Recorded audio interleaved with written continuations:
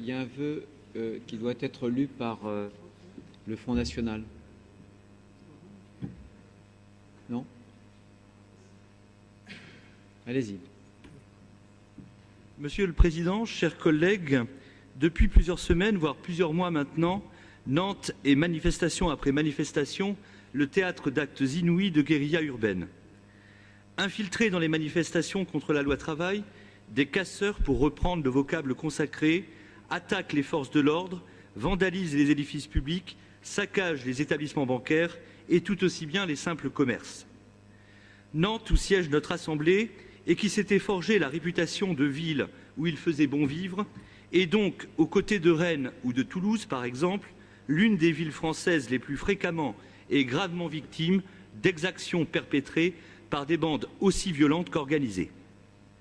Mais à se contenter de parler de casseurs, la platitude d'une dénonciation risque d'occulter non seulement la spécificité d'une organisation, mais aussi les responsabilités. La réalité, c'est que ces bandes rassemblent des individus d'extrême gauche, des anarchistes, s'auto-désignant parfois comme autonomes ou le plus souvent comme antifa. C'est aussi qu'ils sont rompus aux combats de rue, organisés et entraînés. C'est que les individus qui les composent, comme l'on sait de non-droit, leur servant de base arrière. Mais aussi, ne l'oublions pas, parfois de l'étranger, d'Allemagne ou d'Italie en particulier. C'est enfin que nombre d'entre eux sont identifiés et connus des services de police. Voilà donc ce que sont ces hordes extrémistes ultraviolentes qui sèment le chaos et la désolation dans nos centres-villes. Les victimes de ce chaos, ce sont les riverains et principalement les commerçants qui sont obligés de fermer leur commerce et voient bien souvent leur outil de travail saccagé, qu'ils reçoivent tout notre soutien. Ce sont évidemment aussi et d'abord les forces de l'ordre qui se trouvent en première ligne face au déchaînement de la violence dont ces bandes se rendent coupables.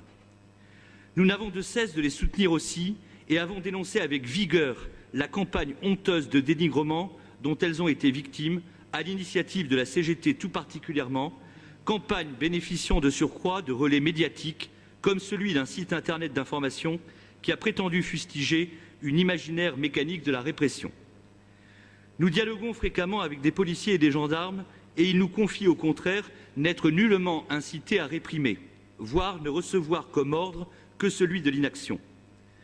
Comment ne pas considérer alors le traitement de cette violence par le gouvernement comme relevant d'une stratégie irresponsable de pourrissement? À nos yeux, il y a bien de la part du gouvernement une instrumentalisation des violences qui se produisent à l'occasion des manifestations légitimes contre la loi travail. Ces violences lui permettent d'étouffer le débat de fond, de détourner l'attention de l'opinion publique de l'essentiel, à savoir le saccage par cette loi du droit du travail, et de tenter de discréditer un mouvement populaire dont je tiens à souligner une nouvelle fois la légitimité.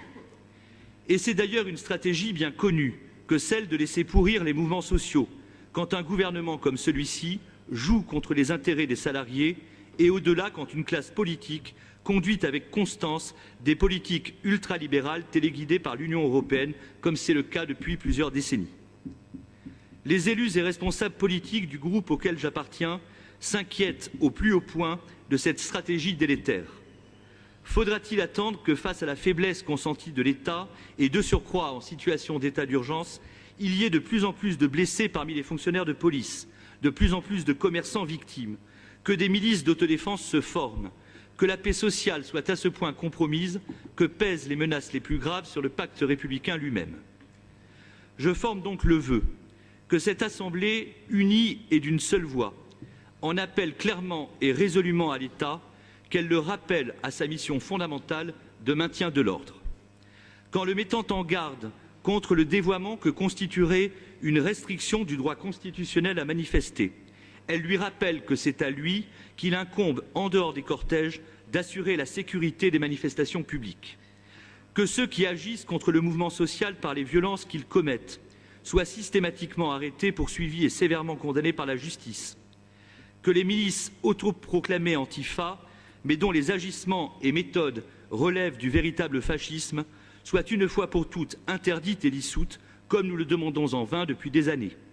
Que se fasse jour la volonté politique d'évacuer la ZAD, qui défie de façon intolérable l'état de droit et sert de base arrière à ces groupes ultra-violents déferlant à l'occasion sur nos centres-villes.